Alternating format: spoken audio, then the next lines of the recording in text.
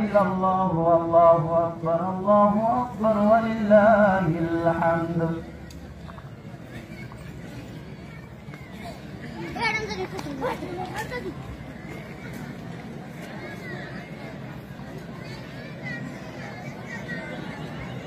ভাই আমরা ওটাও না করি, খুতবার ভিতরে যে তাকবীর আসবে কেউ তাকবীর বলবো না, এদিকে খেয়াল রাখতে হবে, কেউ তাকবীর বলবো না, স্লোগান করতে হবে, কেউ তাকবীর বলবো না, এদিকে আমরা খেয়াল রাখবো।